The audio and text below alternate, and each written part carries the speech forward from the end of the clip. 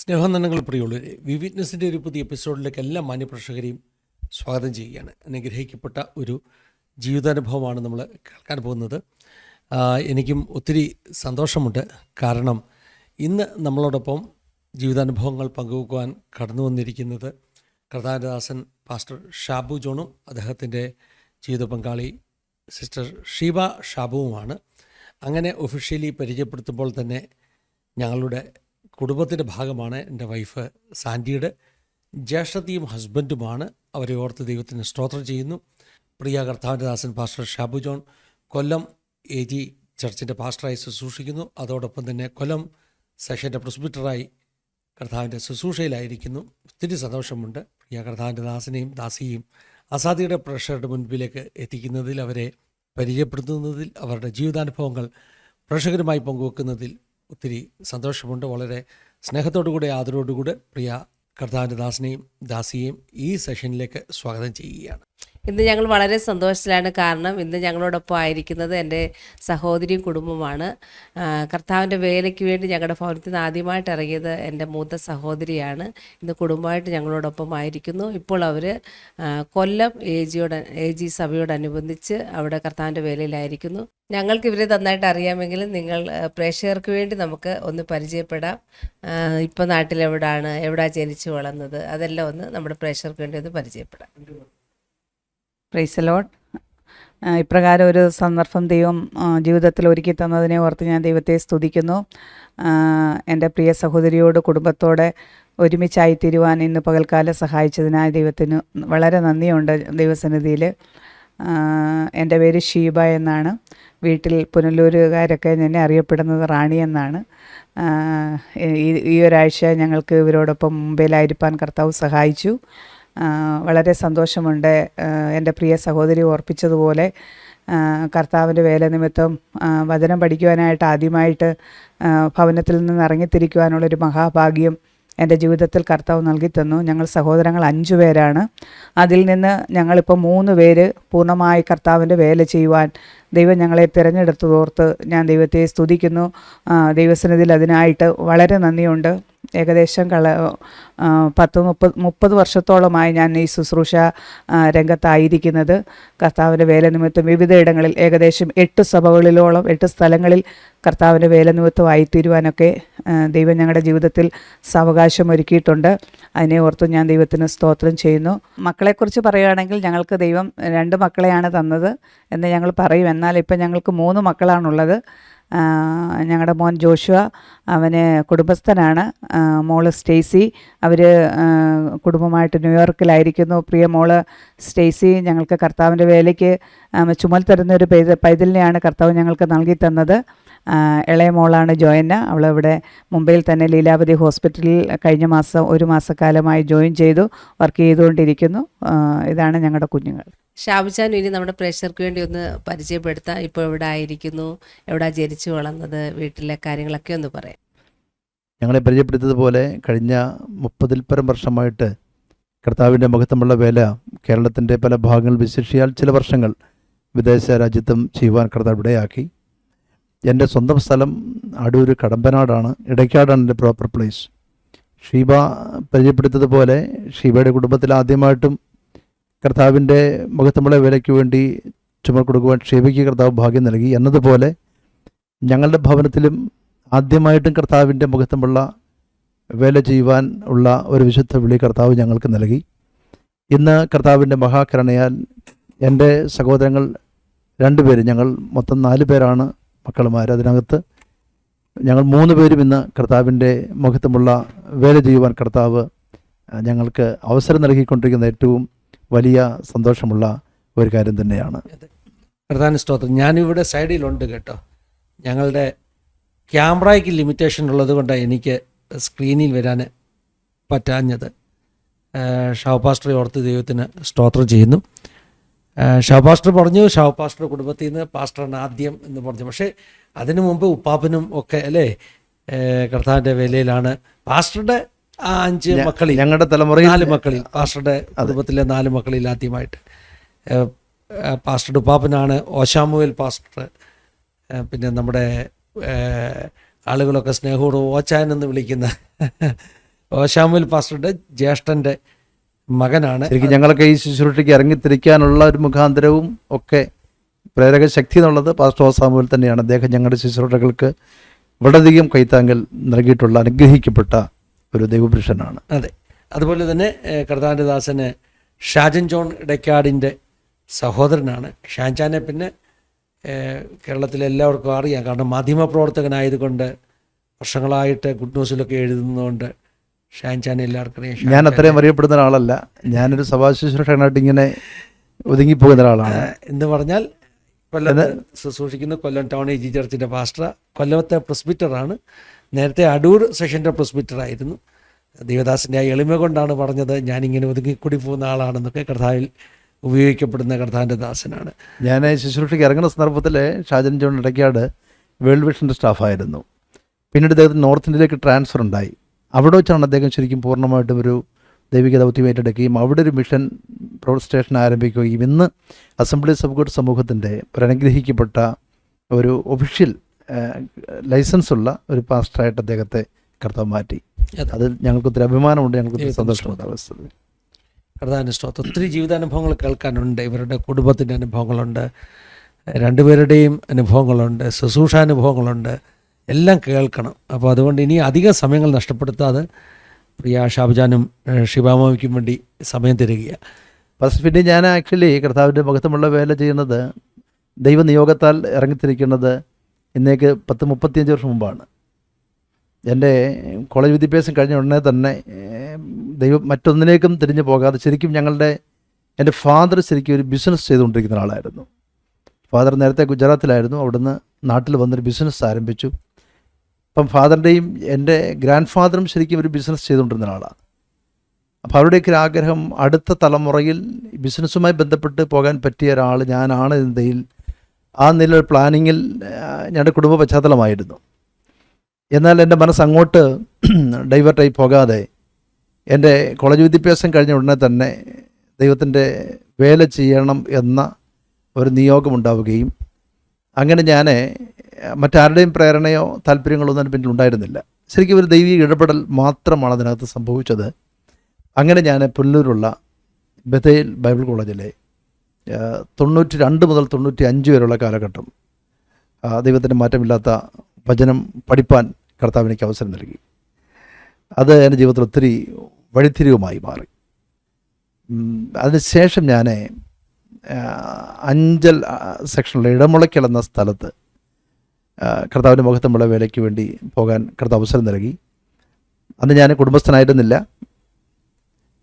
അവിടെ ഞാൻ ശുശ്രൂഷയിൽ പ്രവേശിച്ച് 2 വർഷം ആകുമ്പോഴാണ് ഞാൻ ശരിക്കും കുടുംബജീവിതത്തിലേക്ക് പ്രവേശിക്കുന്നത്.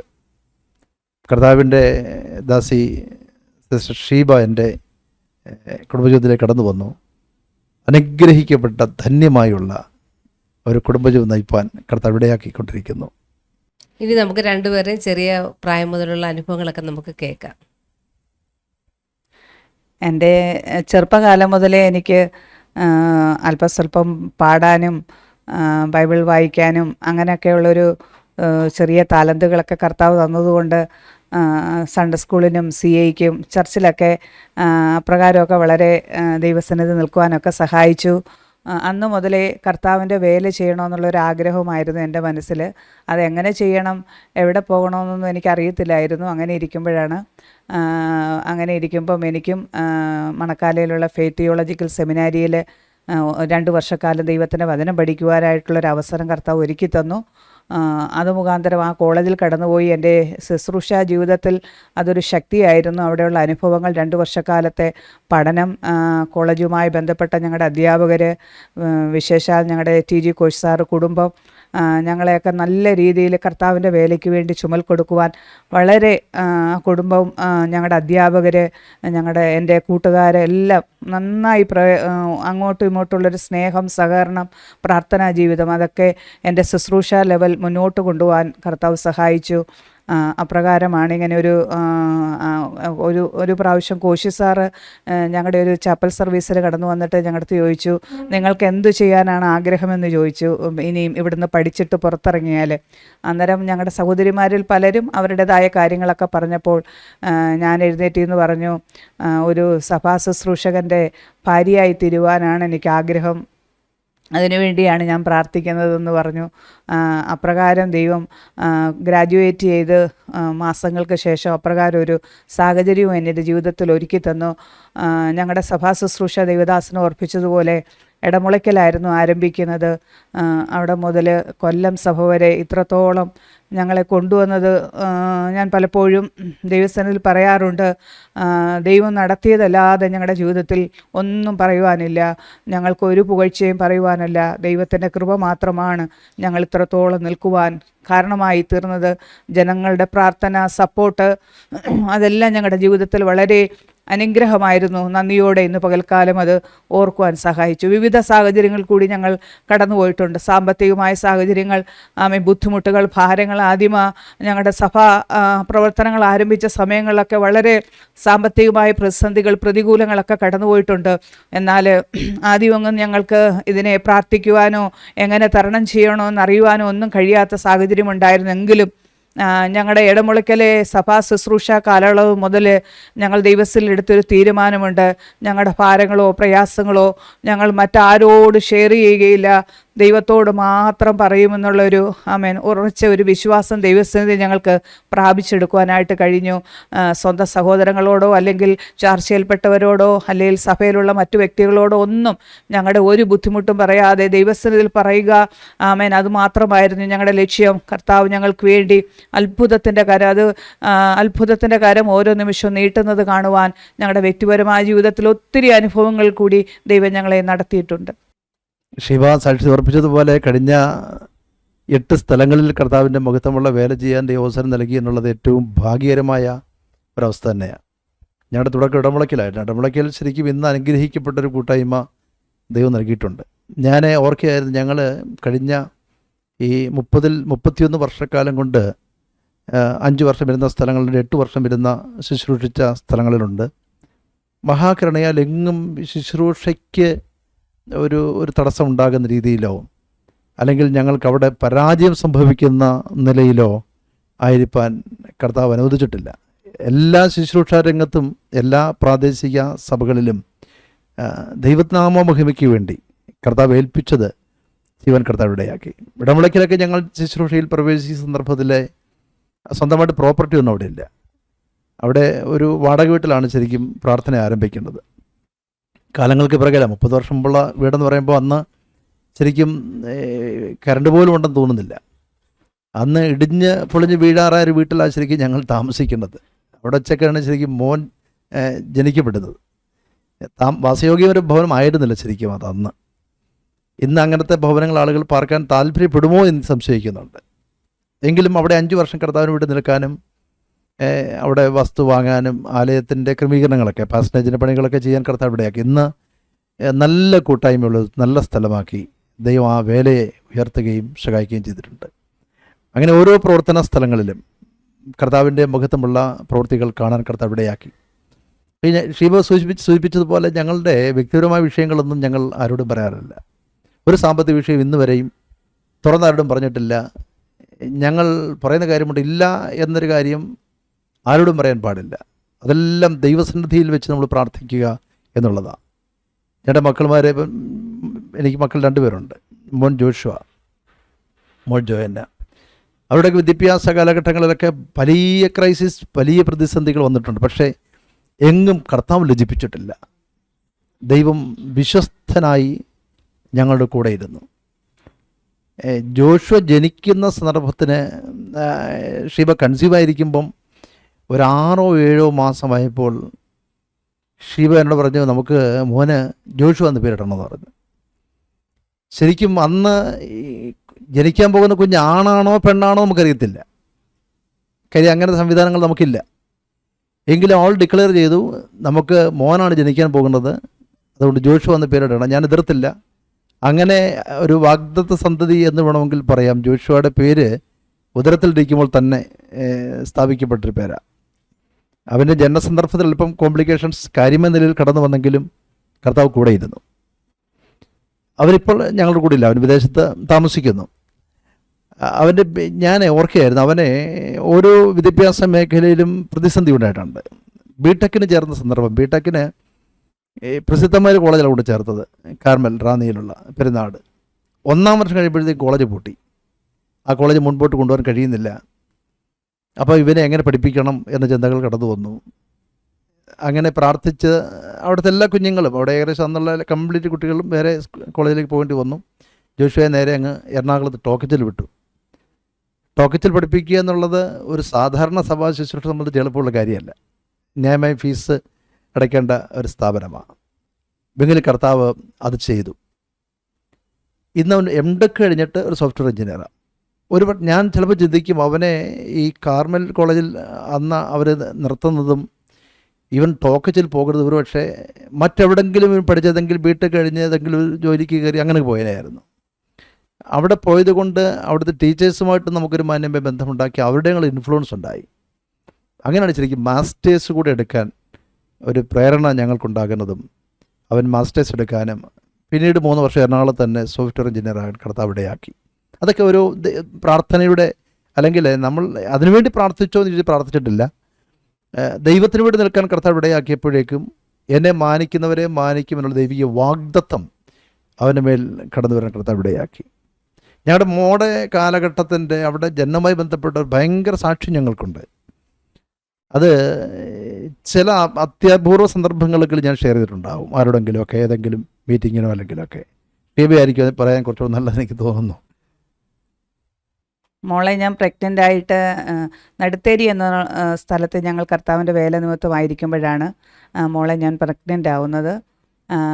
അത് ഞങ്ങൾ ഹോസ്പിറ്റലൊക്കെ ചെക്കപ്പൊക്കെ നടത്തി ഇങ്ങനെ നടന്നു പോകുന്നു. അങ്ങനെ മോൻ്റെ എനിക്ക് സിസേറിയനിൽ കൂടിയായിരുന്നു മോനെ ഞങ്ങൾക്ക് ലഭിച്ചത്. അന്നേരം ഹോസ്പിറ്റലൊക്കെ കടന്നു പോകുമ്പോൾ ആദ്യത്തെ കുഞ്ഞ് സിസേറിയൻ ആയതുകൊണ്ട് മോളുടെയും ഈ രണ്ടാമത്തതും സിസേറിയൻ ആയിരിക്കുമെന്നുള്ള പ്രതീക്ഷയിലാണ് ഡോക്ടർമാരെല്ലാം സംസാരിച്ചു കൊണ്ടിരുന്നത്. ഞങ്ങളും അങ്ങനെ തന്നെയൊക്കെയായിരുന്നു പ്രതീക്ഷിച്ചത്. അങ്ങനെ ഒരു സെപ്റ്റംബർ മാസം ഒരു 15 കഴിഞ്ഞപ്പോൾ ഞങ്ങളുടെ ചർച്ചിലെ ഒരു വീട്ടിൽ ഒരു ഉപവാസ പ്രാർത്ഥന നടന്നുകൊണ്ടിരിക്കുക. അന്നേരം അത് അന്നത്തെ ആ വീട് വയൽവരമ്പത്തൂടൊക്കെ നടന്ന് ഒക്കെ പോകണം. അങ്ങനെ പോയിക്കൊണ്ടിരിക്കുക. അന്ന് ഗസ്റ്റായിട്ട് കടന്നു വന്ന ദൈവദാസൻ ഞങ്ങളോടൊപ്പം വയൽ വരുമ്പത്തൂടെ നടന്ന്, ഞാൻ മുന്നിൽ പോകുന്നു, പാസ്റ്ററിൻ്റെ പുറവിൽ, ആ ദൈവദാസന് ഞങ്ങളുടെ പുറവിലായിട്ട് ഞങ്ങൾ 3 പേര് ഇങ്ങനെ നടന്നു പോയിക്കൊണ്ടിരുന്നപ്പോൾ ആ ദൈവദാസൻ ഞങ്ങളോടൊരു ആലോചന പറഞ്ഞു. ഇന്നേക്ക് 6 ദിവസത്തിനകം എൻ്റെ ജനത്തിനു വേണ്ടി ഞാനൊരു അത്ഭുതം ചെയ്യും, അത് ഒരു നോർമൽ ഡെലിവറി ആയിരിക്കും എന്നുള്ളൊരു ദൂത് ഇങ്ങനെ ആ ദൈവദാസൻ പറയുവാൻ തക്കണം ഇടയിൽ. ഞങ്ങൾ സാധാരണ സംസാരിച്ചുകൊണ്ട് പോകും, തലയിൽ കൈവച്ചുള്ളൊരു ദൂതം ഒന്നും അല്ലാമായിരുന്നു. അങ്ങനെ പ്രാർത്ഥനയ്ക്ക് പോയി ഞങ്ങൾ തിരിച്ചു വന്നു. എനിക്ക് ആ സമയത്ത് ഡേറ്റ് പറഞ്ഞിരിക്കുന്നത് ഒക്ടോബർ 6-ാം തീയതിയാണ് എന്നെ അഡ്മിറ്റ് ആവണമെന്നൊക്കെ പറഞ്ഞിരിക്കുന്നത്. എന്നാൽ ഈ ദേവദാസൻ ദൂത് പറഞ്ഞതിൻ്റെ 4-ാമത്തെ ദിവസം സെപ്റ്റംബർ 22 ആയപ്പോൾ എനിക്ക് പെയിൻ ഉണ്ടാവാൻ, ഒരു സൺഡേ മോർണിംഗിലാണത് സംഭവിച്ചത്. 2 സൈഡിലും ഇങ്ങനെ വേദനയൊക്കെ ഉണ്ടായി. അന്നേരം എനിക്ക് ആദ്യത്തെ മോൻ്റെ സമയത്ത് എനിക്ക് ഇങ്ങനെ പെയിനൊന്നും വരാത്തത് കൊണ്ട് ഇതെനിക്ക് എന്തോ പെയിനാണെന്നും അറിയത്തില്ലായിരുന്നു. ഞാൻ സൺഡേ സ്കൂളിന് മോനെ, അവന് അന്നേരം 3.5 വയസ്സ് കഴിഞ്ഞ സമയമാണ്. അവനെ കുളിപ്പിച്ച് റെഡിയാക്കി കുഞ്ഞുങ്ങളൊക്കെ അവനെ എടുത്തുകൊണ്ട് പോയി. അതെല്ലാം കഴിഞ്ഞിട്ട് എൻ്റെ മുഖമൊക്കെ വലിഞ്ഞിരിക്കുന്നുണ്ട്. അവിടുത്തെ അന്നത്തെ ഞങ്ങളുടെ അമ്മാവന്മാർ വന്ന് പറഞ്ഞു, പാസ്റ്ററെ ഹോസ്പിറ്റലിൽ കൊണ്ടുപോകാൻ സമയമായെന്നാണ് തോന്നുന്നതെന്ന് പറഞ്ഞു. അന്നേരം പാസ്റ്റർ പറഞ്ഞു, എന്തായാലും സഭായം കഴിയട്ടെ, അത് കഴിഞ്ഞിട്ട് കൊണ്ടുപോകാമെന്ന് പറഞ്ഞു. സൺഡേ ആയിരുന്നു. അങ്ങനെ സഭായം കഴിഞ്ഞ് ഞങ്ങൾ ഫുഡൊക്കെ കഴിച്ചു. എനിക്ക് സമയം ഇങ്ങനെ വേദന വന്നുകൊണ്ടേയിരിക്കുക, രാവിലെ തുടങ്ങിയ വേദനയായിരുന്നു. ഫുഡെല്ലാം കഴിച്ചു കഴിഞ്ഞ് ഞാൻ പാത്രമൊക്കെ ഒഴുക്കി ഞങ്ങളുടെ ചർച്ചിലെ സജി ബ്രദറും കുടുംബവും വണ്ടിയായിട്ട് വന്നു. അവരോടൊപ്പം ഞങ്ങൾ കയറി ഹോസ്പിറ്റലിലെ പുനലൂർ ദീൻ ഹോസ്പിറ്റലിലായിരുന്നു കടന്നു ചെന്നത്. അവിടെ ചെന്ന് ഡോക്ടറിനെ നോക്കിയിട്ട് പറഞ്ഞു, പ്രസവത്തിനുള്ള സമയമൊക്കെ ഏകദേശം അടുത്തിരിക്കുകയാണ്, പെട്ടെന്ന് ലേബർ റൂമിലോട്ട് കയറ്റണമെന്ന് പറഞ്ഞു. അങ്ങനെ അവരതിൻ്റേതായ ക്രമീകരണങ്ങൾ ചെയ്തു. ആദ്യത്തെ സിസേറിയൻ ആയതുകൊണ്ട് അത് ചെയ്യുവാനായിട്ട് അവരതിൻ്റെ ക്രമീകരണങ്ങളൊക്കെ പെട്ടെന്ന് ചെയ്തുകൊണ്ടിരുന്നു. അന്നേരം എനിക്ക് നെഗറ്റീവാണ് എൻ്റെ ബ്ലഡ് ഗ്രൂപ്പ്. അന്നേരം അതിന് 1-2 പേരെയൊക്കെ പറഞ്ഞു നിർത്താൻ വേണ്ടി പുറത്തു വന്ന് ദൈവദാസനോടൊക്കെ ഇങ്ങനെ ഒരു സംസാരിക്കുകയൊക്കെ ചെയ്തു. ഞാൻ ആദ്യം രാവിലെ മുതലേ തുടങ്ങിയ പെയിൻ ആയതുകൊണ്ട് ഞാൻ ഒത്തിരി അങ്ങ് ക്ഷീണിച്ചു പോയൊരവസ്ഥയായിരുന്നു. അന്നേരം ആ സമയത്ത് ഞാനിങ്ങനെ ഡോക്ടർ അന്നേരം ആ സമയമായതുകൊണ്ട് എന്നാൽ ഒന്ന് ചായ കുടിക്കാമെന്ന് പറഞ്ഞിട്ട് ഡോക്ടർ അവിടെ ഇരുന്നപ്പം ഞാൻ നോക്കിയപ്പോൾ ലേബർ റൂമിലോട്ട് പാസ്റ്റർ കയറി വരുന്നു. പാസ്റ്റർ കയറി വന്നിട്ട് ഡോക്ടറെ അടുത്ത് അന്നേരം ഒരു നേഴ്സിനടുത്ത് പറഞ്ഞ് എനിക്ക് ഡോക്ടറെ അടുത്ത് ഒന്ന് സംസാരിക്കണമെന്ന്. അതും പ്രകാരമാണ് ആ നേഴ്സ് ഡോക്ടറെ കാണാനായിട്ട് കൊണ്ടുവന്നത്. അവിടെ വന്നിട്ട് പറഞ്ഞു, പിന്നെ ഞങ്ങൾ ദൈവത്തിൻ്റെ വേല ചെയ്യുന്നവരാണ്, ഞങ്ങൾക്കൊരു ദൈവത്തിൻ്റെ ആലോചന ലഭിച്ചിട്ടുണ്ട്, ഇത് നോർമൽ ഡെലിവറി ആയിരിക്കുമെന്ന്. അന്നേരം ആ ഡോക്ടർ ലൈല അശോകൻ എന്നാ പേര്. പുള്ളി ഡോക്ടർ പറഞ്ഞു, അതിനെന്താ നോർമൽ ഡെലിവറി ആണെങ്കിൽ നല്ലതല്ലയോ എന്ന് പറഞ്ഞു. അന്നേരം പറഞ്ഞു അതുകൊണ്ട് അന്നേരം പാസ്റ്റർ പറഞ്ഞു ഞങ്ങൾ അതിൽ വിശ്വസിക്കുക, ദൈവം അവൾക്കൊരു നോർമൽ ഡെലിവറി കൊടുക്കും. അതിനു മുമ്പൊക്കെ ഈ ആലോചന കേട്ടതിന് ശേഷമൊക്കെ രാത്രിയിലൊക്കെ ഞാൻ ഇങ്ങനെ കിടക്കുമ്പോൾ എൻ്റെ ശരീരത്തെ കൈവച്ചൊക്കെ പാസ്റ്റർ വന്നിരുന്നു ഇങ്ങനെ പ്രാർത്ഥിക്കുമായിരുന്നു. രാത്രിയിൽ ഞാൻ ഉറങ്ങുമ്പോഴൊക്കെ അത് ആ ദൂതം ഏറ്റെടുത്ത് പ്രാർത്ഥിച്ച് ഇരുന്നു. അതുകൊണ്ടാണ് ധൈര്യത്തോടെ ആ ഡോക്ടറുടെ അടുത്ത് വന്ന് പറയുവാൻ്റെ കൊണ്ടും ഇടയായത്. അങ്ങനെ പറഞ്ഞപ്പോൾ ഡോക്ടർ പറഞ്ഞു അങ്ങനെ അവനെങ്കിൽ ഒരു ശരി രാവിലെ മുതൽ തുടങ്ങിയ പെയിനായത്, നമുക്കതങ്ങനെ അത്ര റിസ്ക് എടുക്കാൻ പറ്റത്തില്ല, അതുകൊണ്ട് നിങ്ങൾ പ്രാർത്ഥിയിര്, ഒരു ദൈവം പ്രവർത്തിക്കുന്നെങ്കിൽ പ്രവർത്തിക്കട്ടെ, 4 മണിക്കൂർ സമയം ഞാൻ തരാം, 4 മണിക്കൂറിനുള്ളിൽ നോർമൽ ഡെലിവറി നടന്നില്ലെങ്കിൽ ഞാൻ ഓപ്പറേഷൻ ചെയ്യും, അല്ലെങ്കിൽ കുഞ്ഞിനോ അമ്മയ്ക്കോ വല്ലതും സംഭവിക്കാൻ സാധ്യതയുണ്ട് എന്ന് പറഞ്ഞു. അങ്ങനെ പാസ്റ്ററൊക്കെ അന്നേരം എനിക്ക് ഇത് പറഞ്ഞപ്പോൾ ഞാനില്ല പെയിൻ രാവിലെ മുതലേ അനുഭവിച്ചുകൊണ്ട് എനിക്ക് മാനസികമായിട്ട് ഭയങ്കര പ്രയാസത്തിൽ കൂടിയാണ് ഞാൻ അന്നേരം കടന്നുപോയത്. അന്നേരം പാസ്റ്റർ പുറത്തിറങ്ങി അവിടെ നിന്ന സഹോദരങ്ങൾ പ്രിയപ്പെട്ടവരെല്ലാവരും കൂടെ കരം കോർത്ത് വാഹനത്തിലൊക്കെ കയറിയിരുന്ന് പ്രാർത്ഥിച്ചു. എന്നാൽ 2 മണിക്കൂർ 4 മണിക്കൂറാണ് ഡോക്ടർ പറഞ്ഞത്, 2 മണിക്കൂർ സമയമായപ്പോഴത്തേന് എനിക്ക് ദൈവം നോർമലായിട്ടൊരു ഡെലിവറി തരുവാൻ തക്കണം ഇടയായി. അവിടുത്തെ ഞാനിങ്ങനെ കിടക്കുമ്പോൾ തന്നെ അവിടുത്തെ സിസ്റ്റർമാർ തമ്മിൽ സംസാരിക്കുന്നത് ഞാൻ കേൾക്കുകയാണ്. അന്നേരം ജീവനുള്ള ഒരു ദൈവമുണ്ട്, പാസ്റ്റർ വന്ന് പറഞ്ഞതുപോലെ സംഭവിച്ചല്ലോ, അന്നേരം ജീവനുള്ള ഒരു ദൈവം ഉണ്ടല്ലോ. അത് കേട്ട് എനിക്ക് ദൈവത്തെ മഹത്വപ്പെടുത്തുവാൻ സഹായിച്ചു. അങ്ങനെ മോളുടെ ജനനം ഞങ്ങൾക്കൊരു അത്ഭുതകരമായൊരു ജനനമായിരുന്നു. ഞങ്ങളുടെ എല്ലാവരുടെയും ജീവിതത്തിൽ ഓരോ അനുഭവങ്ങൾ, ആക്ച്വലി നമുക്ക് വേറെ ഒരാളുടെ അനുഭവങ്ങൾ പറഞ്ഞെങ്കിൽ നല്ലത് നമ്മുടെ അനുഭവങ്ങളാണ്. ഒത്തിരി അനുഭവങ്ങൾ വ്യക്തിപരമായിട്ട് ഞങ്ങൾക്കുണ്ട്. ആക്ച്വലി ഞാൻ എൻ്റെ വളരെ ചെറിയ പ്രായം മുതൽ ഒരു 10-12 വയസ്സുള്ളപ്പോൾ മുതൽ ഞാൻ ശരിക്കും ആസ്മ പേഷ്യൻ്റായിരുന്നു. അപ്പോൾ ഒത്തിരി ചികിത്സകൾ എൻ്റെ വീട്ടുകാരന് ചെയ്തിട്ടുണ്ട്. അപ്പം വിവാഹം കഴിയുമ്പോഴും എനിക്ക് കാര്യമായിട്ട് സിംറ്റം ഉണ്ട്. ഞാൻ നടുത്തൂരിലേക്ക് ഇരിക്കുന്ന സന്ദർഭത്തിലൊക്കെ ആണെങ്കിൽ എൻ്റെ സഹോദരങ്ങളോട് ചുറ്റുമിരുന്ന് പ്രാർത്ഥിച്ചിട്ടുണ്ട്. എനിക്ക് ഒരു സ്ഥലത്തിന് എഴുന്നേറ്റ് അപ്പുറത്തേക്ക് പോകാൻ പറ്റില്ല. സിവിയറായിട്ടുള്ള പ്രയാസം അനുഭവിച്ച ഒത്തിരി സാഹചര്യമുണ്ട്. ഞാൻ തിരുവല്ലയിൽ ചെല്ലുമ്പോൾ ശരിക്കും തിരുവല്ല പുഷ്പഗിരി മെഡിക്കൽ കോളേജിൽ പോയി ഇതിന് ചികിത്സകൾക്ക് വേണ്ടി പോയി. അങ്ങനെ അന്നത്തെ പൾമനോളജി ഡിപ്പാർട്ട്മെൻറ്റിനെ കണ്ടു, അവർ ചികിത്സകൾ തുടങ്ങി.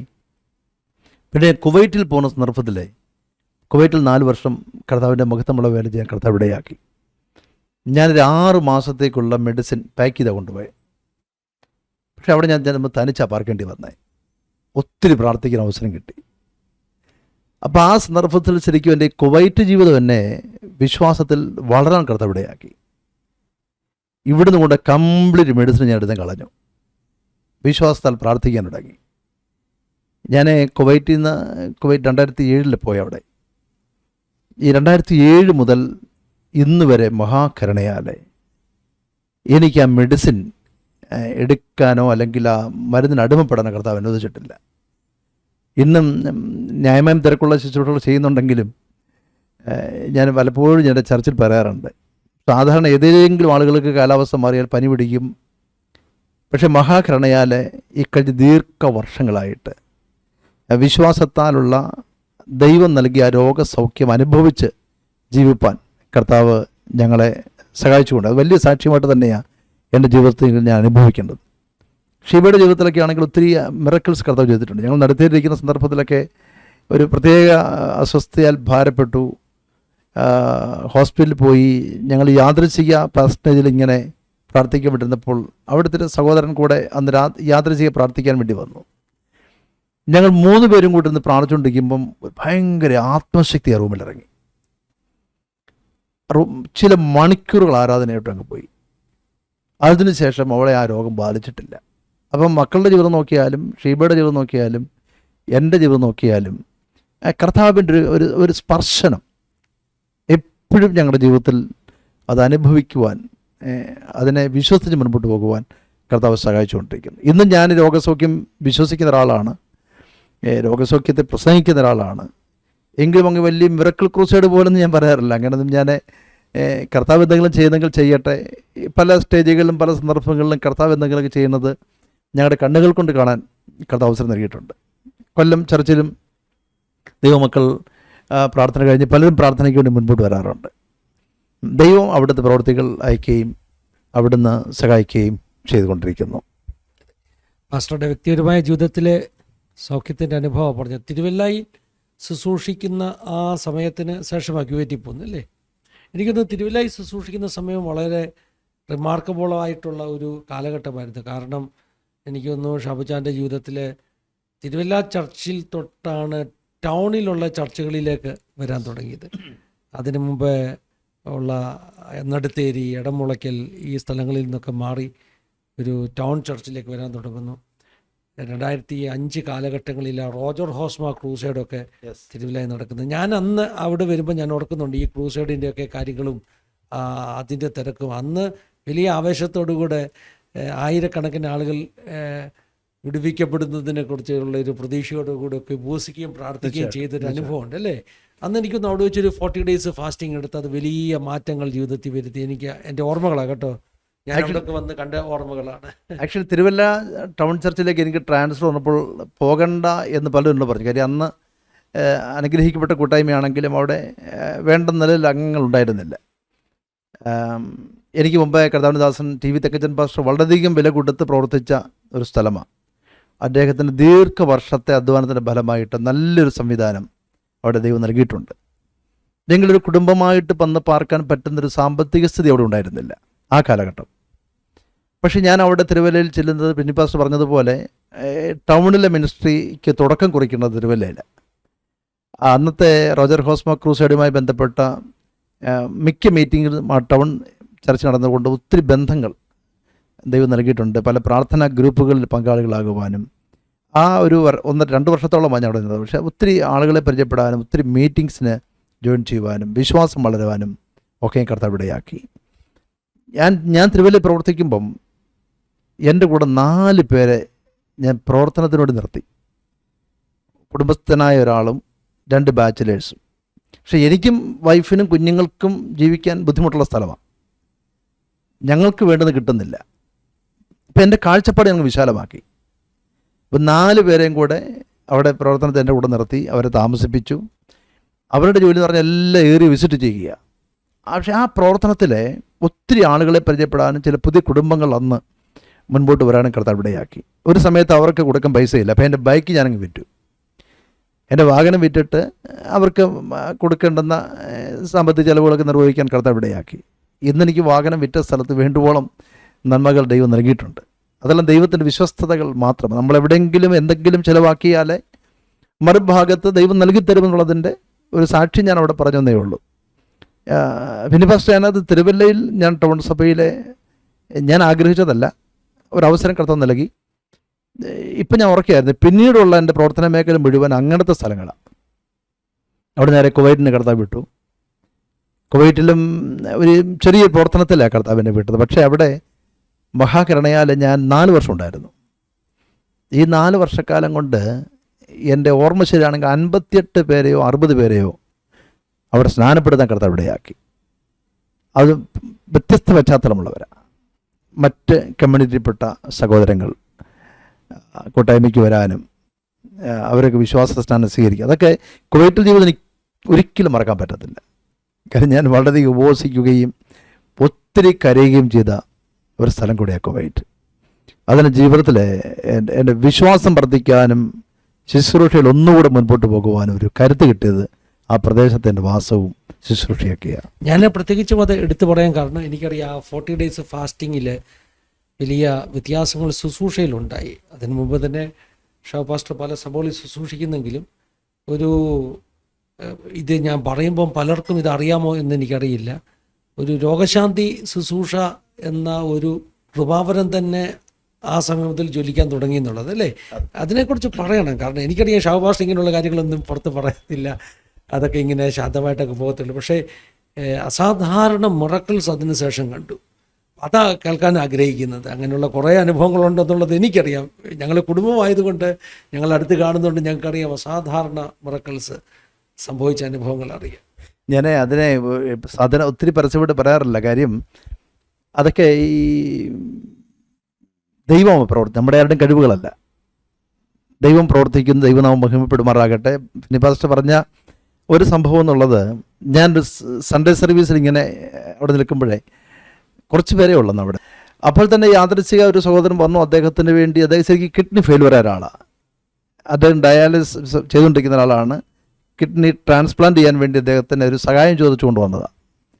അദ്ദേഹത്തിൻ്റെ സിസ്റ്റർ അവിടെ ഇങ്ങനൊരു കത്തോലിക്ക മഠത്തിലെ കന്യാസ്ത്രീ, അദ്ദേഹം തൃശ്ശൂർക്കാരനാണ്, ജോസ്. അദ്ദേഹത്തിന് അന്നത്തെ നമ്മുടെ ക്രൈസ്തവ മാഗസിൻസ് അതേക്കുറിച്ച് വന്ന കുറേ ആർട്ടിക്കിൾസൊക്കെ ഉണ്ട്. അതുകൊണ്ടൊക്കെ അപ്പോൾ പ്രൂഫായിട്ട് കുറേ മെഡിക്കൽ റിപ്പോർട്ടൊക്കെ ഉണ്ട്. അപ്പം എനിക്ക് അന്നും ഈ വലിയ കാര്യമായ രീതിയിലുള്ള പ്രാർത്ഥനയോ അങ്ങനെ ഒന്നും ചെയ്യാൻ അറിയത്തൊന്നുമില്ല. അദ്ദേഹത്തിനോട് ഞാൻ കർത്താവിനെക്കുറിച്ച്, അദ്ദേഹം ശരിക്കും നല്ല വിശ്വാസി തന്നെയാണ്, സാക്ഷിയൊക്കെ പറഞ്ഞു. അദ്ദേഹത്തിന് വേണ്ടി ജസ്റ്റ് ഒന്ന് പ്രാർത്ഥിച്ചു. ആരാധന കഴിഞ്ഞ് ഞങ്ങളിങ്ങനെ ഒരുമിച്ച് ഭക്ഷണം കഴിക്കാൻ വേണ്ടി പാസ്റ്റേജിൽ താഴെ വന്നിരുന്നു. പ്രാർത്ഥന കഴിഞ്ഞ് പോകാൻ നേരത്ത് എനിക്ക് തോന്നി അദ്ദേഹത്തിനോട് ഒന്ന് പ്രാർത്ഥിക്കണം. ഒരു നിയോഗപ്രകാരം ഞാൻ ശാന്തമായിട്ടെൻ്റെ കൈ അദ്ദേഹത്തിൻ്റെ ഷോൾഡറെ വെച്ച് ശാന്തമെന്ന് പ്രാർത്ഥിച്ചു. കർത്താവേ, ഇദ്ദേഹത്തോടാണേ സൗഖ്യമാക്കണേ. വളരെ ശാന്തമായ രീതിയിലൊന്ന് പ്രാർത്ഥിച്ചു. അനുഗ്രഹിച്ചു വിട്ടു. ആ യാത്രയിൽ അദ്ദേഹം ചെല്ലുമ്പോഴേക്കും പുള്ളിക്ക് പെയിൻ ആരംഭിച്ചെന്ന് അദ്ദേഹം പറയുന്നത്. പിറ്റേന്ന് അദ്ദേഹം രാവിലെ വിളിച്ചു. ഈ കിടക്ക് മുഴുവൻ യൂറിൻ പോകുന്നു. അദ്ദേഹം നേരെ ഹോസ്പിറ്റലിൽ ചെല്ലുന്നു. അപ്പോൾ ഡോക്ടർ അദ്ദേഹത്തെ നോക്കിയിട്ട് പറഞ്ഞു, നിങ്ങൾക്ക് ഉടനെ കിഡ്നി ട്രാൻസ്പ്ലാന്റ് ചെയ്യേണ്ട കാര്യമില്ല, 2 കിഡ്നി പ്രവർത്തനം ആരംഭിച്ചു. അപ്പോൾ അദ്ദേഹം എന്നെ വൈകിട്ട് വിളിക്കുമ്പോൾ എൻ്റെ കൂടെ നിൽക്കുന്ന 4 പേരുണ്ടെന്ന് ഞാൻ പറഞ്ഞില്ല, അതിലൊരാളാണ് ഫോൺ എടുക്കുന്നത്. അപ്പോൾ അവരോട് പറഞ്ഞു, ഇന്നലത്തെ പ്രാർത്ഥന കഴിഞ്ഞ് മടങ്ങി വരുമ്പോഴേക്കും എൻ്റെ കിഡ്നി പ്രവർത്തനം ആരംഭിച്ചെന്ന് പറഞ്ഞു. അതൊക്കെ ദൈവം ചെയ്ത ഭയങ്കരമായ മിറക്കിൾസാണ്. പിന്നീട് അദ്ദേഹം ചർച്ച വന്നു കേട്ടോ. അദ്ദേഹം തിരുവല്ല ചർച്ചിൽ വന്നു. ഞങ്ങളുടെ പ്ലാറ്റ്ഫോമിൽ നിന്നുകൊണ്ട് അദ്ദേഹം സാക്ഷ്യം പറഞ്ഞു. അപ്പോൾ നേരിട്ട് ഞാൻ കാണുകയും അനുഭവിക്കുകയും ചെയ്ത അന്ന് തിരുവല്ല ചർച്ചിൽ കൂടി വന്ന ആളുകൾക്ക് ഓർമ്മയുള്ള ഒരു സാക്ഷ്യമാണ്. അതൊക്കെ ജീവിതത്തിൽ ഒരിക്കലും മറക്കാൻ പറ്റാത്ത സംഭവങ്ങളാണ്. പിന്നീട് ഒരിക്കലും ഒരു സഹോദരനെ, അദ്ദേഹത്തെ ഒരു തിരുവല്ല ടൗണിലുള്ള സഹോദരൻ, അദ്ദേഹത്തെ പ്രാർത്ഥിക്കാൻ വേണ്ടി ഞങ്ങളുടെ പ്രാർത്ഥന ഒരു കോട്ടേജ് മീറ്റിങ്ങിന് കൊണ്ടുവന്നു. എനിക്ക് ഈ പൂർവ്വശാന്തി ഒന്നും വലുതായിട്ട് ചെയ്യാൻ അറിയത്തൊന്നുമില്ല. സജി എന്ന് പറഞ്ഞ പാസ്റ്റർ അദ്ദേഹത്തെ കൊണ്ടുവന്നേ. അപ്പം അദ്ദേഹത്തെ കൊണ്ടുവന്ന അദ്ദേഹം ഒരു കത്തോലിക്ക വിശ്വാസിയാണ്. കത്തോലിക്കാണ്, ഓർത്തഡോക്സ് വിശ്വാസിയാണ്. ആർക്കും പിടിവരാത്ത ഒരാളാണ്. ഞാനും ഈ സജി പാസ്റ്ററും ഈ വന്ന ബ്രദർ അദ്ദേഹം ഒരുമിച്ച് ഒരു ദിവസം രാവിലെ പ്രാർത്ഥിക്കാൻ വേണ്ടിയിരിക്കുക. അപ്പം ഞാൻ പ്രാർത്ഥിക്കാൻ വേണ്ടിയിരിക്കുന്ന മുമ്പ് പറഞ്ഞു, ബ്രദറെ നിങ്ങൾ രക്ഷപ്പെടും, യേശുവിനെ രക്ഷിതാവായി സ്വീകരിക്കണം. അങ്ങനെ ശാന്തമായ സുവിശേഷമൊക്കെ പറഞ്ഞ് യേശുവിനെ രക്ഷിതാവായി സ്വീകരിക്കാൻ വേണ്ടിയുള്ള രക്ഷാവാചകമൊക്കെ ഏറ്റു പറഞ്ഞിട്ട് ഇപ്പം ഞങ്ങൾ 3 പേരേ ഉള്ളൂ. 3 പേരും കൂടി ഇങ്ങനെ പ്രാർത്ഥിക്കാൻ വിട്ടുന്നപ്പോൾ ഞാൻ പതുക്കെ എൻ്റെ കൈ അങ്ങോട്ട് വെക്കുകയും, ഈ ആചാരം ശരീരത്തിന് വലുപ്പമുള്ള മനുഷ്യനാണ്, അദ്ദേഹം നേരെ താഴെ വീണു. അവിടെ കിടന്ന് ആളറാനും പോകാൻ തുടങ്ങി. പിന്നെ പ്രാർത്ഥിച്ചു ശാന്തമായി. അപ്പം അദ്ദേഹത്തെ വ്യാപരിച്ച ആ ദുഷ്ട സ്പിരിറ്റിനെ കർത്താവ് എടുത്ത് മാറ്റി. ഇന്ന് അദ്ദേഹം വിശ്വാസിയായിട്ട് ജീവിക്കുന്നുണ്ട്. എന്നെ പല പ്രാവശ്യം ഫോണിൽ കോൺടാക്ട് ചെയ്യാറുണ്ട്. അദ്ദേഹം ദൈവത്തിൽ കരുണയാൽ പിന്നീട് മനസ്സാന്തരപ്പെട്ടു, സ്നാനപ്പെട്ടു, ദൈവകൃപയിലേക്ക്. അങ്ങനെ പല അനുഭവങ്ങൾ വ്യക്തിപരമായിട്ട് പലയിടങ്ങളിലും കർത്താവ് നൽകിയിട്ടുണ്ട്. ഞാൻ പൊതുവേ ഞാൻ പറയാറില്ല. എല്ലാം ദൈവനാമത്തിൻ്റെ മഹിമയ്ക്ക് വേണ്ടി കർത്താവ് ചെയ്യട്ടെ. എനിക്കറിയാം വിശ്വാസത്തിൻ്റെ പല പ്രവർത്തികൾ ഷാപാസ്റ്റർ ശുശ്രൂഷയെ വെളിപ്പെട്ടത് വ്യക്തിപരമായിട്ട് ഞാൻ കേട്ടിട്ടുണ്ട്. ഞങ്ങൾ തമ്മിൽ സംസാരിക്കുമ്പോഴൊക്കെ ഇത്ര അനുഭവങ്ങളെക്കുറിച്ചൊക്കെ പറഞ്ഞ് കേട്ടിട്ടുണ്ട്. എവിടെയോ എനിക്കൊന്ന് ക്യൂവിറ്റി ശുശ്രൂഷിക്കുമ്പോഴാണ് തോന്നുന്നത് അല്ലേ, ഒരു ട്യൂമർ, ഒരു മുഴ അപ്രത്യക്ഷമായ ഒരു അനുഭവം ഉണ്ടോ? കുവൈറ്റിലെ പല സംഭവമുണ്ട്. അതിനകത്ത് പല സംഭവമുണ്ട്. അതിനകത്ത് ഒരു സംഭവം എന്ന് പറഞ്ഞാൽ ഒരു കുഞ്ഞിന് വേണ്ടി പ്രാർത്ഥിച്ച സംഭവമുണ്ട്. തലമുറയില്ലാതെ അവർ വിവാഹം കഴിഞ്ഞ് 12 വർഷം കഴിഞ്ഞ്. അപ്പോൾ സഭ മൊത്തം പ്രാർത്ഥിച്ചുകൊണ്ടിരിക്കുക. അപ്പോൾ ഞങ്ങൾ കുവൈറ്റിൽ നിന്ന് തിരിച്ച് നാട്ടിലേക്ക് 2011 നാട്ടിലേക്ക് പോരാൻ വേണ്ടി എനിക്ക് സെൻറ്റ് ഓഫ് എല്ലാം കഴിഞ്ഞിരിക്കുക. അപ്പോൾ ഒരു ദിവസം കൂടെ ഞാൻ അവിടെ ഉണ്ട്. അപ്പോൾ ഞാനും ഷീബയും കൂടെ റൂമിൽ ഇങ്ങനെ പ്രാർത്ഥിച്ചുകൊണ്ടിരിക്കുമ്പോൾ പെട്ടെന്ന് ഞങ്ങൾക്ക് താല്പര്യം ഞാൻ താമസം മങ്കാഫിലാണ്. അപ്പോൾ അബ്ബാസിയയിൽ ചെല്ലണം, അനിൽ, റീന അവർക്ക് വേണ്ടി പ്രാർത്ഥിക്കണം. ശരിക്കും എനിക്ക് പോകേണ്ടത് യാതൊരു കാര്യം, ഞങ്ങൾ ഓൾറെഡി യാത്രയൊക്കെ പറഞ്ഞ് പിറ്റേന്ന് നാട്ടിലേക്ക് പോരുകയാണ്. അപ്പം പെട്ടെന്ന് പരിശുദ്ധാത്മാവ് നിയോഗം നൽകി അവിടെ പോയി അവർക്ക് വേണ്ടി പ്രാർത്ഥിക്കണം. അപ്പം ഞാൻ പെട്ടെന്ന്, ഞങ്ങൾക്ക് സ്വന്തമായിട്ട് വണ്ടിയില്ല, ടാക്സി അറേഞ്ച് ചെയ്ത് ഒരു 12 മണി 1 മണിയൊക്കെ കാണുമായിരിക്കാം, എന്തായാലും വൈകിട്ടുള്ള മുമ്പുള്ള സമയമാണ്. ഞാൻ വീട്ടിൽ നിന്ന് ഇറങ്ങി പോകാൻ നേരത്ത് ഞങ്ങൾക്കൊരു താല്പര്യം ഉണ്ടായിട്ട് വെറുതെ പോയി പ്രാർത്ഥിക്കുന്നത് എങ്ങനെ. ഞാൻ അങ്ങോട്ട് മങ്കാഫിലുള്ള ഫാഹയിലുള്ള ലൂലു ഹൈപ്പർ മാർക്കറ്റിൽ കയറിയിട്ട് ഒരു ഗിഫ്റ്റ് വാങ്ങിച്ചു. ഗിഫ്റ്റ് എന്ന് പറഞ്ഞു കഴിഞ്ഞാൽ കേട്ടാൽ ചിരി വരാൻ സാധ്യതയുണ്ട്. കാര്യം ഒരു ചെറിയ വെള്ളത്തൊപ്പി, ഒരു സോക്സ്, ഒരു കുഞ്ഞിനിടാൻ പറ്റിയ ചെറിയൊരു ജോഡി ഡ്രസ്സ്. 12 വർഷമായി വിവാഹം കഴിഞ്ഞ കുഞ്ഞുങ്ങളില്ലാത്ത കുടുംബമാണ്. അപ്പോൾ എൻ്റെ വിശ്വാസം എന്ന് പറഞ്ഞു കഴിഞ്ഞാൽ നമ്മൾ പ്രാർത്ഥിക്കുന്നതിന് വേണ്ടിയാണ്, കുഞ്ഞിന് വേണ്ടിയാണ്. അപ്പോൾ എനിക്ക് അകത്തൊരു താല്പര്യം ഉണ്ടായി, കുഞ്ഞ് ജനിക്കും, കുഞ്ഞ് ജനിച്ചാൽ ആദ്യം ഞാൻ കൊടുക്കുന്ന വസ്ത്രം ഇടണം. ഇത് പൊതിഞ്ഞ് പാക്ക് ചെയ്ത് ആ വീട്ടിൽ ചെന്ന് പ്രാർത്ഥിച്ച് അവർക്ക് ഗിഫ്റ്റ് കൊടുത്തു. ഞാൻ പറഞ്ഞു, ഇപ്പോൾ ഇത് പൊട്ടിച്ച് പ്രശ്നം ഉണ്ടാക്കരുത്, ദൈവം നിങ്ങളെ സന്ദർശിക്കാൻ വേണ്ടി പോകുകയാണ്, ദൈവം നിങ്ങളെ സന്ദർശിക്കും. ഒരു ആത്മനിയോഗത്തോടെ അധികാരത്തോടെ പ്രാർത്ഥിച്ചു, രണ്ടുപേരെ അനുഗ്രഹിച്ചു പ്രാർത്ഥിച്ചു. ഞങ്ങൾ നാട്ടിൽ പോന്നു. നാട്ടിൽ വന്ന് 2-3 മാസമായില്ല.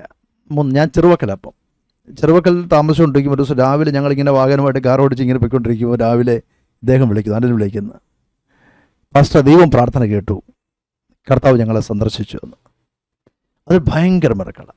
അതുപോലെ ദൈവത്തിന് നാമം മഹിമപ്പെടുമാറാകട്ടെ, പല സംഭവങ്ങളുണ്ട്.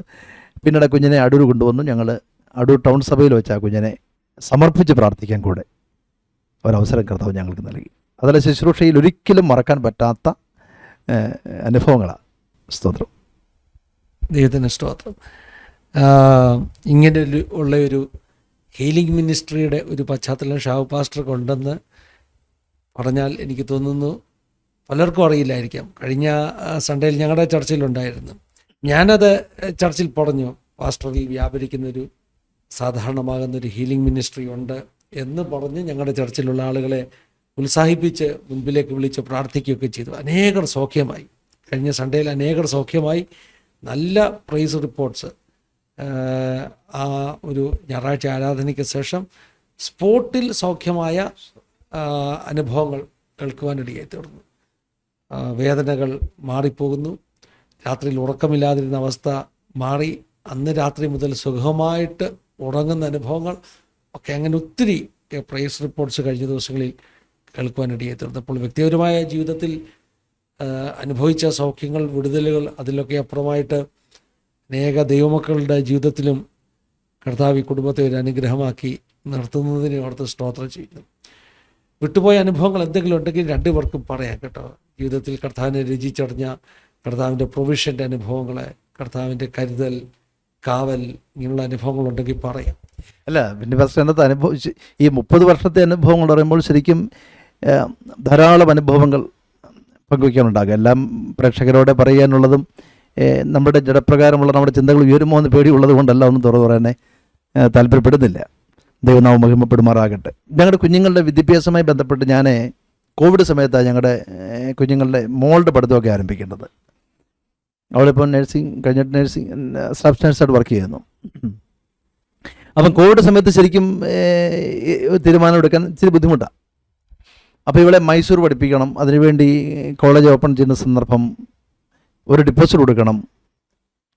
അപ്പോൾ ഷീബ നേരത്തെ പറഞ്ഞതുപോലെ ഞങ്ങൾ ആരോടും ഞങ്ങളുടെ ആവശ്യങ്ങൾ പറയാറില്ല, ഒരു ദിവസവും പറയാറില്ല. ദൈവസന്നിധി ഒരുമിച്ച് പ്രാർത്ഥിക്കുമെന്നല്ലാതെ ബന്ധങ്ങൾ ധാരാളമുണ്ട്, സ്നേഹത്തിലുണ്ട്, നല്ല കുടുംബക്കാരുണ്ട്, ഒക്കെ ഉണ്ടെങ്കിൽ കൂടിയും വിശ്വാസത്തിന് നിൽക്കുന്നത് കൊണ്ട് അങ്ങനെയായിട്ട് പറയാറില്ല. അപ്പം ഞങ്ങൾക്ക് മോളുടെ അഡ്മിഷന് വേണ്ടി ഒരു നല്ല നിശ്ചിത തുക വേണ്ടി വരും. ഞങ്ങൾ 4 പേരും വീട്ടിലുണ്ട്. ഞങ്ങൾ 4 പേരും കൂടെ ഒരു ദിവസം സന്ധ്യയ്ക്ക് ഇങ്ങനെ കരങ്ങൾ കോർത്ത് പ്രാർത്ഥിച്ച് കൊണ്ടിരിക്കുമ്പോഴേക്കും ഞങ്ങൾ പ്രതീക്ഷിക്കാത്ത 2 സോഴ്സ് ഞങ്ങൾക്ക് വേണ്ടി കർത്താവ് തുറന്നു.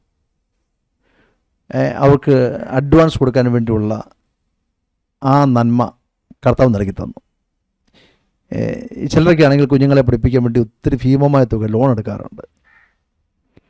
മഹാകരുണയാൽ 2 കുഞ്ഞുങ്ങളുടെ വിദ്യാഭ്യാസത്തിന് വേണ്ടി ആരെ ആശ്രയിപ്പാൻ കർത്താവ് ഇടയാക്കിയില്ല. ഞാൻ ഒത്തിരി വിദേശ യാത്രകൾ ചെയ്യുന്ന ഒരാളല്ല, അത്യാവശ്യ സന്ദർഭത്തിൽ ചെയ്തിട്ടുണ്ടെന്നല്ലാതെ. എന്നാൽ നമ്മുടെ ഏറ്റവും ചെറിയ ആവശ്യങ്ങൾ മുതൽ എല്ലാ ആവശ്യങ്ങൾ വരെയും ദൈവത്തിൻ്റെ കരം കൂടിയിരുന്നു. ദൈവം ലജ്ജിപ്പിച്ചിട്ടില്ല. അതാണ് ജീവിതത്തിലെ ഏറ്റവും വലിയ മിറക്കിൾ എന്നുള്ളത്. ഞാൻ കുവൈറ്റിൽ 4 വർഷം ശുശ്രൂഷിച്ചു. അത് ദൈവത്തിൻ്റെ മിറക്കിളായിരുന്നു. പിന്നീട് ഞാൻ 1-2 രാജ്യങ്ങൾ സന്ദർശിച്ചിട്ടുണ്ട്. ശരിയാണെങ്കിൽ കൂടിയും ഫ്രീക്വൻ്റായിട്ട് ഞാൻ യാത്രകൾ ചെയ്യാറില്ല. എന്നാൽ ഇന്ന് വരെ ഒന്നിനും മുടക്കം വരാതെ അത്ഭുതകരമായിട്ട് ദൈവം ഞങ്ങളെ നടത്തി. ഇപ്പം കൊല്ലത്താണ്. കൊല്ലം ടൗൺ സഭ അനുഗ്രഹിക്കപ്പെട്ട സഭയോടെ പല ഭാഷയിലുള്ള ആരാധനകൾ അവിടെയുണ്ട്. അവിടെയും ഒരു കൂട്ടം ദൈവത്തിൻ്റെ മക്കൾ വളരെ ജാഗ്രതയോടെ ദൈവത്തെ ആരാധിക്കുകയും ദൈവത്തെ അന്വേഷിക്കുകയും, ഇപ്പം നമ്മൾ ഓരോ സന്ദേശങ്ങൾ പറയുമ്പോൾ തന്നെ അത് റിസീവ് ചെയ്യുവാനും ദൈവിക രോഗസൗഖ്യത്തെ ഏറ്റെടുക്കുവാനൊക്കെയും അവിടെയുള്ള ജനവും വളരെ ഉത്സാഹത്തോടെ നിൽക്കുന്നവർ. അതൊക്കെയാണ് ജീവിതത്തിൽ സാക്ഷ്യം എന്ന് പറയുന്നത്. കർത്താവിൻ്റെ ദാസൻ ഓർപ്പിച്ചതുപോലെ തന്നെ ഞങ്ങൾക്ക് ശുശ്രൂഷ കാലയളവിൽ പല രോഗസൗഖ്യങ്ങൾ കാണുവാൻ സാധിച്ചിട്ടുണ്ട്. മക്കളില്ലാതെ ഭാരപ്പെട്ട അനേക പ്രിയപ്പെട്ടവർക്ക് തലമുറകൾ ഉണ്ടാകുന്നത് കണ്ട് ദൈവത്തിൻ്റെ സന്നിധി സന്തോഷിപ്പാൻ ഇടയായിട്ടുണ്ട്. ഞാൻ എപ്പോഴും പറയും, ഞങ്ങളുടെ കുഞ്ഞുങ്ങൾക്ക് വേണ്ടിയൊക്കെ ദൈവം വഴിയൊരുക്കുമ്പോൾ അനേക കുഞ്ഞുങ്ങൾക്ക് വേണ്ടിയൊക്കെ അവരുടെ ഭാവിക്ക് വേണ്ടി ഒക്കെ ഓർത്ത് പ്രാർത്ഥിക്കുവാനും ഇടിവ് നിൽക്കുവാനൊക്കെയുള്ള ഭാഗ്യം ഞങ്ങളുടെ ജീവിതത്തിൽ നൽകി തന്നിട്ടുണ്ട്. അതുകൊണ്ട് ഞങ്ങളുടെ കുഞ്ഞുങ്ങളുടെ വിഷയമൊക്കെ ഒരുപക്ഷെ അത്രത്തോളം ഞങ്ങൾ പ്രാർത്ഥിച്ചില്ല എങ്കിലും ദൈവം അതിന് വേണ്ടുന്നുള്ള വഴികളൊക്കെ ഒരുക്കി തന്ന് ഞങ്ങളെയും മാനിക്കുകയും സഹായിക്കുകയും ചെയ്തിട്ടുണ്ട്. അതുപോലെ തന്നെ ഇന്ന് ഞാനിങ്ങനെ ഇത് ചിന്തിക്കുകയാണ്. ഇപ്രകാരമൊക്കെ സാക്ഷ്യം പറയുന്നെങ്കിലും സഭാപരമായ കാര്യത്തിൽ പലപ്പോഴും ഞങ്ങൾക്ക് പ്രതികൂലങ്ങൾ അനുഭവിച്ചിട്ടുണ്ട്, പ്രതിസന്ധികൾ അനുഭവിച്ചിട്ടുണ്ട്. ഒരുപക്ഷെ ഞങ്ങളുമായിട്ടുള്ള ബന്ധത്തിലായിരിക്കുകയില്ല, അല്ലാതുള്ള എന്തെങ്കിലുമൊക്കെ വിഷയങ്ങളൊക്കെ സഭയാണല്ലോ അങ്ങനെയൊക്കെ കടന്നു വരാറുണ്ട്. എങ്കിലും അത് ദൈവസന്നിധിയിൽ മാത്രം വെച്ച് ആരോടും ഷെയർ ചെയ്യാതെ ദൈവത്തിലിരുന്ന ആ വിഷയങ്ങളെയൊക്കെ ഓർത്ത് പ്രാർത്ഥിച്ച് അതിന്മേലെല്ലാം ജയം ഏറ്റെടുക്കുവാൻ ദൈവം സഹായിച്ചിട്ടുണ്ട്. സഹോദരിമാരുടെ ബന്ധത്തിൽ ഞാനും ആയിരിക്കുമ്പോൾ പരമാവധി ഞാൻ എൻ്റെ വാക്കുകൾ സൂക്ഷിക്കും. ദൈവഹിതമില്ലാത്ത ഒരു വാക്കുപോലും തമാശ രീതിയിൽ വല്ല സഹോദരിമാരോടൊക്കെ ഞാൻ സംസാരിക്കാറുണ്ടെങ്കിലും കാര്യമായ രീതിയിൽ അവരെ മുറിവേൽപ്പിക്കുന്ന ഒരു വർത്തമാനം പോലും പറയരുതെന്ന് ഞാൻ പണ്ട് മുതലേ ദൈവത്തിൽ ആഗ്രഹിക്കുകയും പ്രാർത്ഥിക്കുകയും ചെയ്തൊരു വിഷയമാണ്. അതുകൊണ്ട് ആവശ്യമില്ലാത്ത ഒരു വാക്കും പറഞ്ഞ് ആരെയും വേദനിപ്പിക്കുവാനോ ഭാരപ്പെടുത്തുവാനോ ഒന്നും ഞാൻ ആഗ്രഹിക്കത്തില്ല. ദൈവത്തിൽ പ്രാർത്ഥനയോടായിരിക്കാനാണ് ഞങ്ങൾ ഈ ദിവസങ്ങൾ ആഗ്രഹിക്കുന്നത്. അതൊക്കെ ഞങ്ങളുടെ സഭാപരമായ ജീവിതത്തിൽ ഞങ്ങളുടെ ചില തീരുമാനങ്ങൾ, ദൈവത്തിലുള്ള ഞങ്ങളുടെ ചില പ്രതിഷ്ഠകളൊക്കെ ഞങ്ങളുടെ ജീവിതത്തിൽ ശുശ്രൂഷ കാലയളവിൽ അനുഗ്രഹമായി തീർന്നിട്ടുണ്ട്. അത് അനുഗ്രഹത്തോടെ മുന്നേറുവാൻ കർത്താവ് ഞങ്ങളെ സഹായിച്ചിട്ടുണ്ട്. സാമ്പത്തികമായ കാര്യത്തിലായിരുന്നെങ്കിൽ പോലും ഞങ്ങൾ വളരെ ദൈവസ്ഥലിൽ പരമാവധി വിശ്വസ്തരായി നിൽക്കുവാനൊക്കെ ഞങ്ങളെ സഹായിച്ചിട്ടുണ്ട്. അതിനായിട്ട് ഞാൻ സ്തോത്രം ചെയ്യുന്നു. കർത്താവിൻ്റെ ദാസം വിട്ടുപോയൊരു വിഷയം, ഞങ്ങൾ ആദ്യം ഇടമുളയ്ക്കലായിരുന്നപ്പോൾ വളരെ സാമ്പത്തിക ബുദ്ധിമുട്ടുള്ള ഒരു സന്ദർഭമായിരുന്നു. അന്നത്തെ സാഹചര്യം അതായിരുന്നതുകൊണ്ട് ഒരു ദിവസം ഇങ്ങനെ ഞങ്ങളുടെ വണ്ടിക്ക് പെട്രോൾ അടിക്കുവാൻ കഴിവില്ലാതെ, എന്നാൽ വണ്ടി എവിടം വരെ പോകുന്നു അവിടം വരെ പോകാമെന്ന് പറഞ്ഞുകൊണ്ട് വണ്ടിയുമായിട്ട് പോയിട്ട് അഞ്ചൽ കഴിഞ്ഞ സ്ഥലത്തെത്തിയപ്പോൾ വാഹനം നിൽക്കും എന്നൊരു അവസ്ഥ വന്നു. അങ്ങനെ പൊയ്ക്കൊണ്ടിരിക്കുമ്പോൾ പെട്ടെന്ന് ഞങ്ങൾക്ക് മുൻ പരിചയമുള്ള ഒരാൾ കാണുകയും സംസാരിക്കുകയൊക്കെ ചെയ്തു. സംസാരിച്ചിട്ട് അദ്ദേഹം എന്നാൽ ശരി പാസ്റ്ററെ പോട്ടെ എന്ന് പറഞ്ഞുകൊണ്ട് ഇവർ രണ്ട് വഴിക്ക് ഇങ്ങനെ തിരിഞ്ഞു. വണ്ടി അടുത്ത സ്റ്റാർട്ടാക്കാൻ തുടങ്ങിയ സമയത്ത് ആ ദേവദാസ് ഇങ്ങനെ കൈയടിച്ചു വിളിച്ചിട്ട് പോക്കറ്റിൽ നിന്നൊരു സ്തോത്രാഴ്ച എടുത്തു കൊടുത്തു. അത് ഞങ്ങൾക്ക് പുനലൂര് വരെ പോയി ഞങ്ങളുടെ കാര്യങ്ങളൊക്കെ സാധിച്ച് തിരിച്ചു വരുവാനുള്ള, പെട്രോൾ അടിക്കുവാനുള്ളൊരു സാമ്പത്തികമായിരുന്നു. അങ്ങനെ ചെറിയ കാര്യങ്ങൾ മുതൽ കർത്താവിൻ്റെ ദാസന് ഓർപ്പിച്ചതുപോലെ കുഞ്ഞുങ്ങളുടെ ഭാരമേറിയ ഫീസിൻ്റെ കാര്യങ്ങൾ വരെ ദൈവം ഞങ്ങൾക്ക് വേണ്ടി തുറക്കുന്ന വലിയ കരം കാണുവാനായിട്ട് സഹായിച്ചിട്ടുണ്ട്. അതിനായിട്ട് സ്തോത്രം. അങ്ങനത്തെ അനുഭവങ്ങൾ പങ്കുവയ്ക്കുന്ന ധാരാളം അനുഭവങ്ങളുണ്ട് എനിക്ക്. ഞാൻ തിരുവല്ലയിൽ താമസിക്കുമ്പം അന്ന് സാമ്പത്തിക പ്രശ്നം ഉണ്ടെന്ന് പറഞ്ഞില്ലേ, ഒരു ദിവസം ഞാൻ ഈ കുറച്ച് കോയിൻസൊക്കെ ബോക്സിലിട്ട് വയ്ക്കും, എന്തെങ്കിലും എമർജൻസി ഉള്ളപ്പോൾ എടുക്കാൻ വേണ്ടിയാണ്. അപ്പോൾ സൺഡേ പൊതുവേ ഞങ്ങൾക്ക് ഗസ്റ്റ് ആരെങ്കിലുമൊക്കെ വരും. അപ്പം ആർക്കെങ്കിലും വേണ്ടി കുറച്ചുകൂടി ഫുഡ് ഞങ്ങൾ എപ്പോഴും അന്നും കരുതും, ഇന്നും കരുതും, ദൈവത്തിന് മഹാകരുണയാൽ.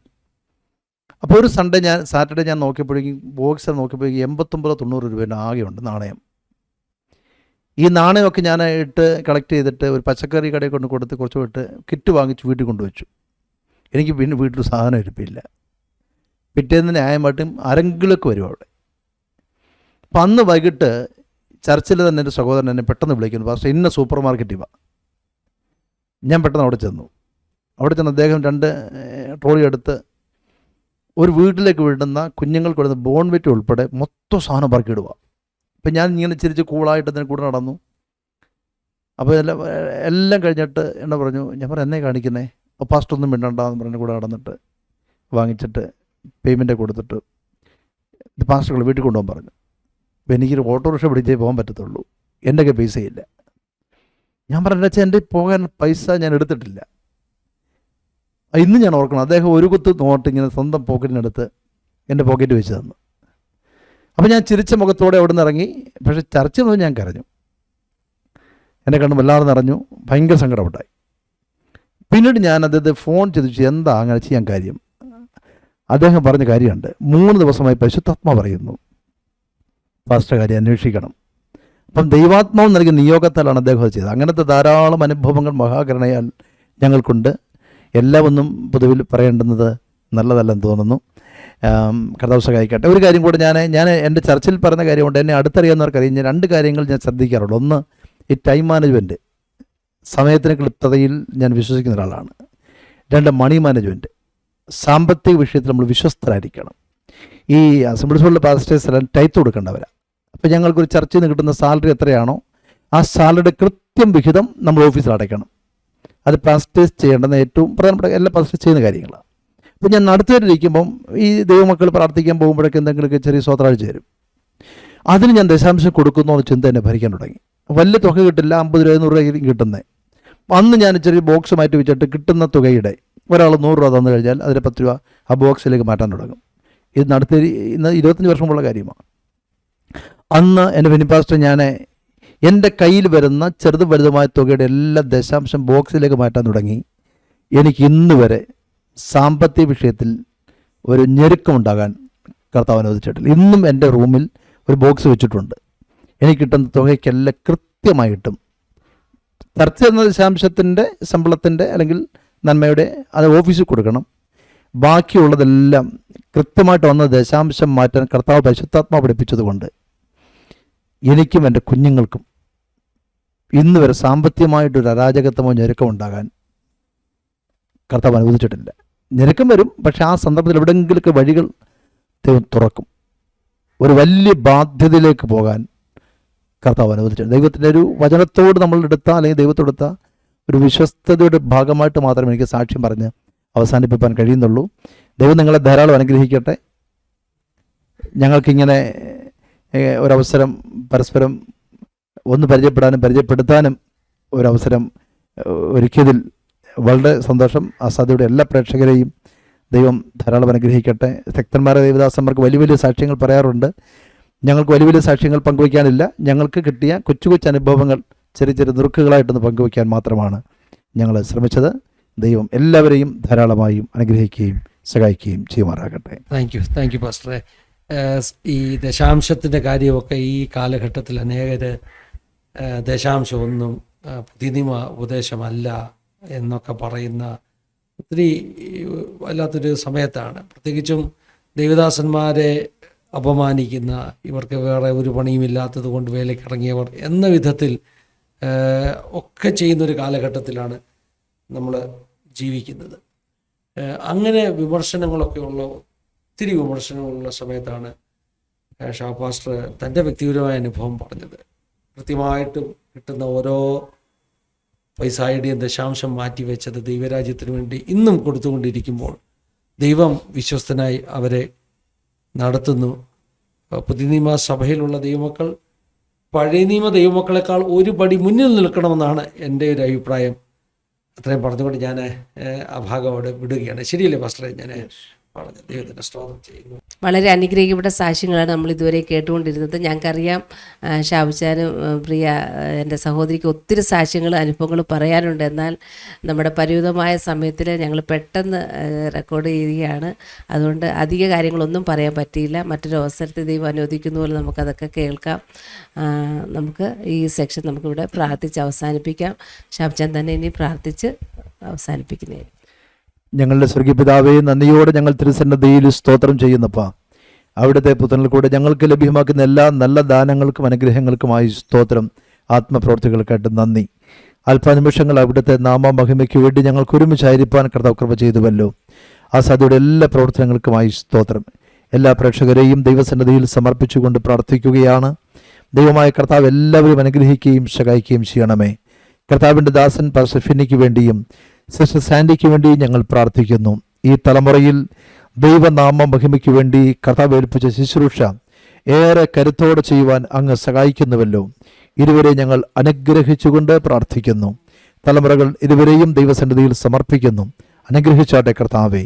ഞങ്ങൾക്ക് ഈ ദിവസങ്ങൾ ഒരുമിച്ച് ഇങ്ങനെ ആയിരിക്കുവാനും ഇന്ന് കർത്താവെ ഇപ്രകാരം ഒരുമിച്ച് സമയം ചിലവിടുവാനും കർത്താവ് അവസരം നൽകിയല്ലോ. തുടർന്നും എല്ലാ പ്രവർത്തനങ്ങളെയും കർത്താവ് അനുഗ്രഹിക്കണമേ. ഈ ആസാദി ടിവിയുടെ പ്രവർത്തനം അനേകർക്ക് ആശ്വാസമാക്കി അങ്ങ് തീർക്കുന്നത് കൊണ്ട് നന്ദി. മഹത്വം എല്ലാം അങ്ങയ്ക്കപ്പ. യേശു ക്രിസ്തുവിൻ്റെ അൻപുള്ള നാമത്തിൽ അപേക്ഷിക്കുന്നു. ദയ തോന്നി അടിയങ്ങളുടെ പ്രാർത്ഥനയെ കേൾക്കുമാറാകണമേ. ആമേൻ, ആമേൻ, ആമേൻ. സ്തോത്രം.